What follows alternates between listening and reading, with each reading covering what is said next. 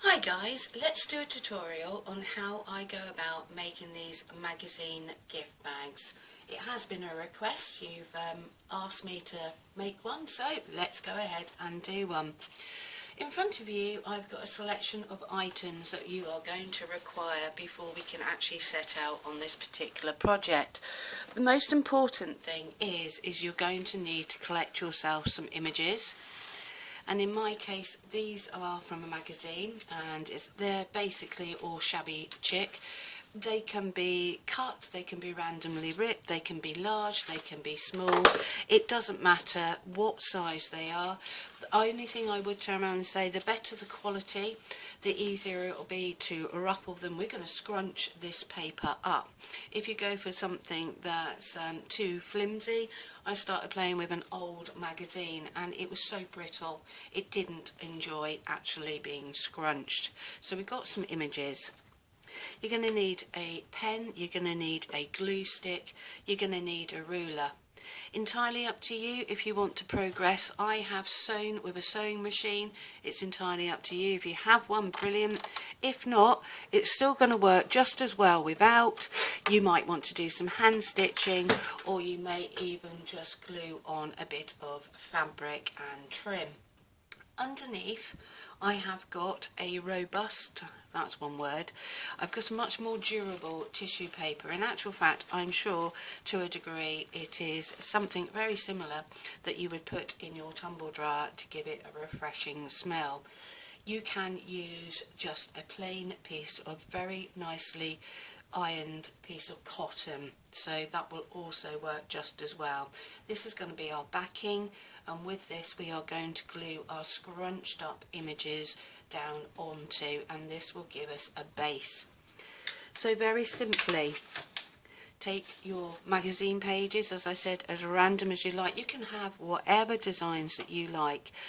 I will turn around and say, if you just have plain hands, actually the colour is coming off when I do the scrunching in this particular. So after doing a large pile of these for approximately 20 minutes, you may notice that it would be advisable to either go and wash your hands or have some gloves on in the first place.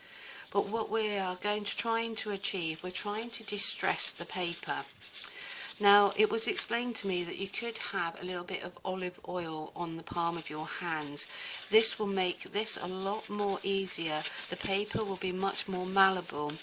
I wasn't in my mum's tutorial, and I'm not so sure that I actually want to apply any olive oil to my paper, but I'm sure that that is something that isn't going to harm it, the end result. So you can see what I've done. I've just roughly scrunched up the piece of paper, and you carry on with this process. What you need to do is take your first sheet of paper.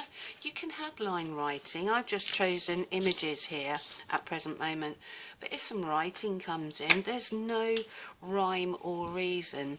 I mean, you could have an entire different mixture of magazine images. I will reapply images later on to draw the eye in, or I started to put a little bit of cotton trim on as well. So don't be too concerned about where your images are going, because we are going to fold this up and we're looking to make a nice sheet of paper that is going to roughly measure 13 inches by 9 inches. That is the size that we require for our template. So you carry on just literally randomly sticking on. As I said, doesn't matter which way they go. I don't necessarily need them all facing the right way up. They can just literally go back to front, upside down. You could just rip your paper as well and give it a much more distressed edge. What we're trying to get to, once we've actually layered up our paper, is something very similar to this one here. So you can see that this is the one that I've already worked with and cut from. but you've got a variation of images layered all over each other with ripped edges, distressing all along, just bits and pieces. And let's turn it over, and that's roughly what it's going to look like on the back. Once you've actually got your main piece of paper that you're actually going to work with, this is where I'm going to bring you the template.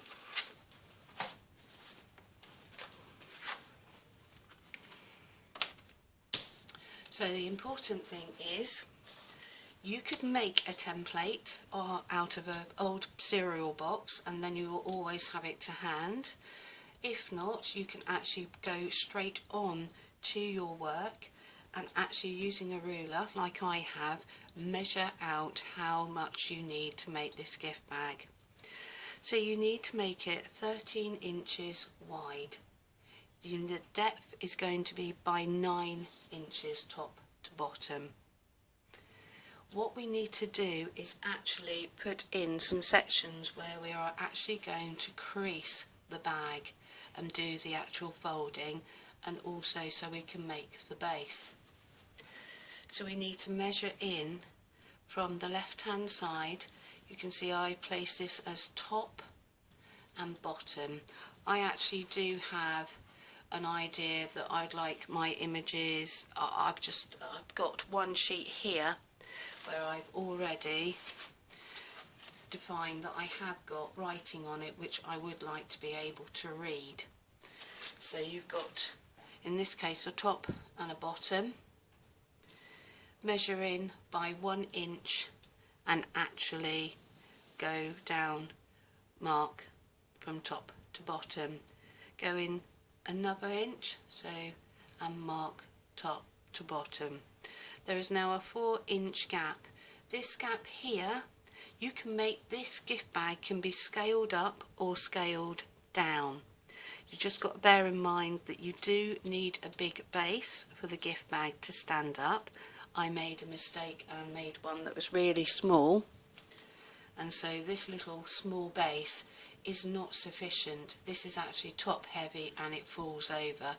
It was my practice piece, so whatever you do, you can scale it down, but just bear in mind, if you scale it down and you have a small base, you're going to probably want a little gift bag that is half the size so it doesn't fall over.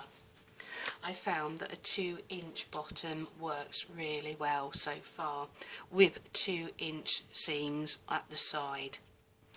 So you can scale up the 4 inches here and here. This is going to be our main front and back of the gift bag. So that could be 5 inches, that could be 6 inches. Okay, so that will give you an idea. So we're going 4 inches, then we're getting to the crease again. We're going to need another 1 inch and another 1 inch. Keep these both, the front and back are going to have to be the same, so in my case 4 inches and 4 inches apart to go 4 across. And then you're going to need 1 inch, and this is the flap that folds over on which we will glue down the outside edge. And this gives us, so it neatly, let's turn it over, so as you can see this section has come across and has glued over to a big section. That is our little crease, and that will sit in the centre there. Okay, so now that you've actually marked out across, I actually know that I like mine folded over, because I like to carry on and do stitching, and it actually adds a little bit more robustness to the gift bag. So I've literally gone 2 inches from the top. You are going to need to crease, because this is actually going to be the fold. This is actually the folded material over, because this is like fabric paper, so this is, and it actually gives it a little bit more robustness. You could just leave this as a raw edge if you'd like to, and this will just give it more height. And as I said, you're going to need 2 inches here along from the bottom, and this is going to be our base. Next, you can now make the decision. This piece here, as you can see, hasn't been physically sewn. So these are much larger images that I've used here. You could at this point, now that you've marked it, get a rough idea that this is going to be folded, this is going to be lost. So I'm going to look at, this is going to be my front. Do I want to put some sort of image here before I go ahead and do some sewing? And do I want to look at this section and actually put another magazine image of some descript to draw the eye in? Or do I just take this off to my sewing machine and just very, very randomly, I have chosen a pink cotton here, and I think the actual working with a colour that's going to stand out is going to be this pink of this little was a jumper here. And I am just going to put it on the longest stitch that I possibly have on my sewing machine. I'm going to work slowly and carefully. It's not too thick. You don't want to yank or pull as you go through the machine. You just want to gently feed it as carefully as you possibly can. You want the largest possible needle. If you were working with denim, if you have a denim needle in there, you don't want to work with the most finest needle you have in your machine. And just slowly work your way round, randomly, trying not to go off the edge. I wouldn't want to keep stopping, starting and cutting off the edge. I actually try and wiggle my way all the way around, again and again, turning my work. You can, when you have finished and feel that you've completed your sewing, you could, if you wanted to, change your colour and threads, top and bottom, so you don't have to just stick predominantly to one particular colour. I have, through my work, this particular piece is predominantly just got that fuchsia pink throughout. But if you want to top and change your different colours, if you want to do zigzag, but I would turn and say once you have finished your piece, I would be inclined to go round with 1/4 of an inch as if you were treating it like you're just doing the finishing touches of going all the way round the outer edge just to seal it ready to go. Okay, so that's a little bit brief on how I've done the sewing. The next bit comes around. It is now time to fold our gift bag. This one I haven't folded, but I have tried pre-folding this one here. It is a little bit more difficult because you've got a mishmash of paper going on here, and obviously you've made it much thicker. You could go and get yourself a little book. If you've got yourself a book to kind of form this round, that could be much more helpful. But in my case, I'm just going to go as is. Now we are actually going to fold it on back on itself down the physical seam. So, and then fold the opposite way.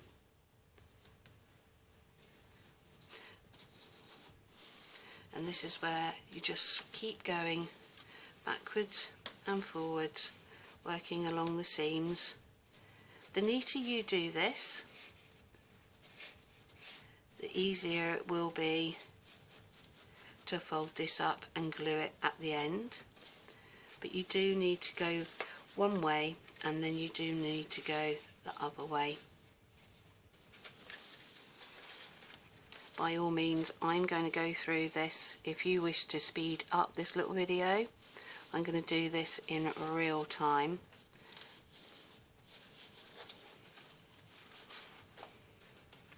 You can slowly begin to start seeing this form.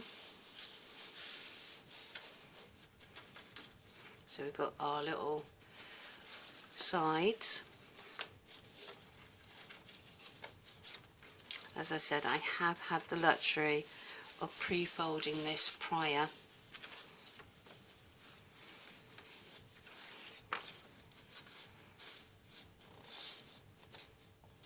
So back on itself and back again.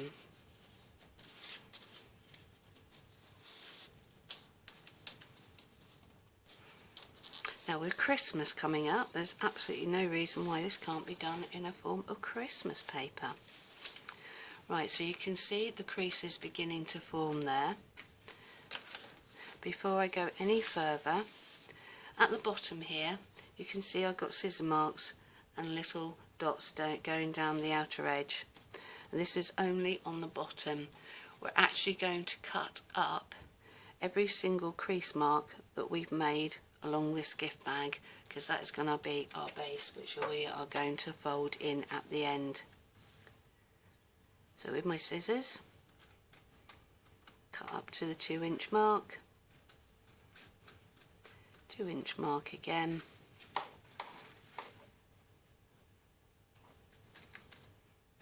and these are done nicely on each of the creases.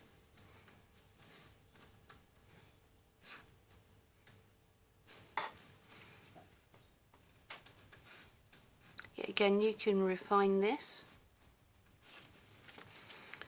This is me making this up.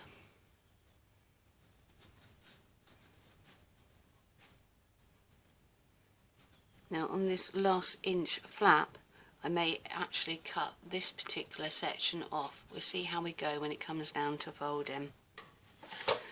Now we are actually going to fold all along this section, our base.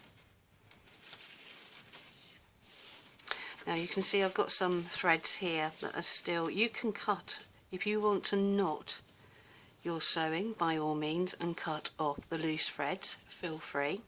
It will make it neater, it will be tidier. But from my perspective, it's going to be at the bottom. I'm not too majorly concerned. It's not going to unravel. It's not like a piece of fabric or a garment. So I'm not majorly concerned about my loose threads. I am if they're at the top, but not so much if they're at the bottom. And if you've been able to continuously go round without actually having to stop and start, then you shouldn't really have too many threads to concern yourself with. So as you can see here, all of this is just being creased up, ready for us to glue.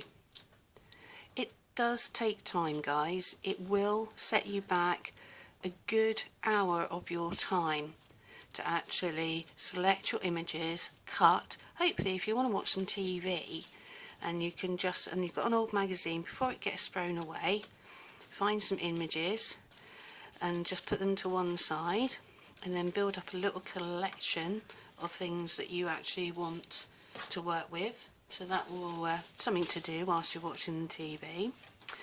Also, then put yourself an hour of your time away and just carefully, yet again, I mean, it's great to watch some of the tutorials out there or on other people on YouTube. That's how I enjoy doing things like this. So this one is the top. I'm just creasing it its opposite way. I'm actually going to fold this in, and that just gives us a neat edge and just helps form this gift bag and make it much more robust. But as I said, if you don't want to flap it in, feel free, just leave a raw edge at the top. Yet again, it's all trial and error, isn't it? At the end of the day, you might go, no, that's not going to work for me. So now we've got our flaps for our base. We've already pre-creased. It gets more and more difficult. This is why it's nice to have it marked out so you can actually see where you are trying to aim with this.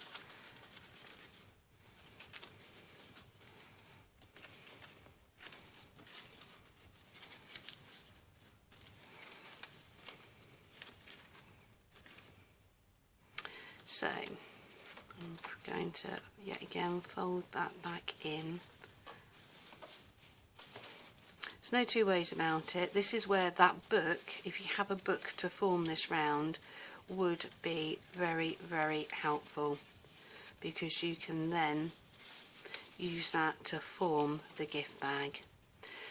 Now I've got the 2-inch flap here, and I've got that little inch flap which will go over and flap and be glued down.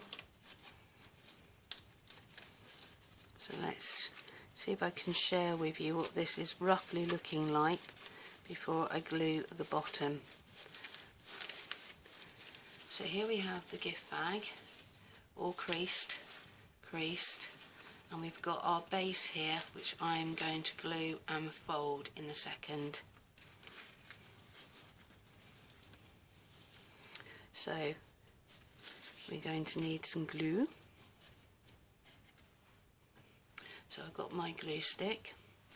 You could attempt to use tape runner, but I don't personally think that is one of the most convenient things to do, because you might have to slightly, with it being a glue stick, you can slightly play with it and pull it apart if you get this wrong.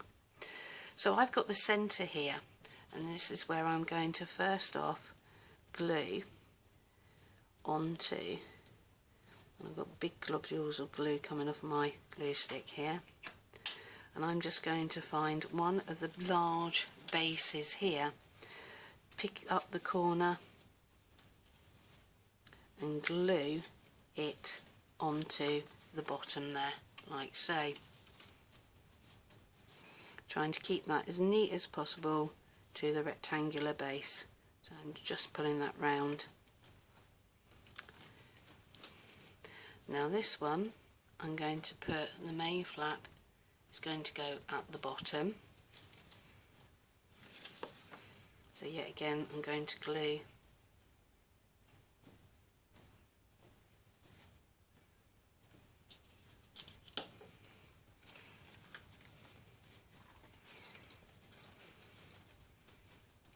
and fold and press down, trying to keep this as formed as possible in my rectangle. It does get a bit pickly, there's no two ways about it. Now we're left with the 2-inch seam here and that 1-inch flap. Now I did turn around and say that I may cut off that little 1-inch flap here, which I am. I'm going to cut that right off because it's going to be glued down the outside anyway. So where I've marked it, off it goes. I've got these sections that I'm going to glue, fold them up. So this is that end, that 2-inch, and they're going to have to come round to be glued into the base in the pop.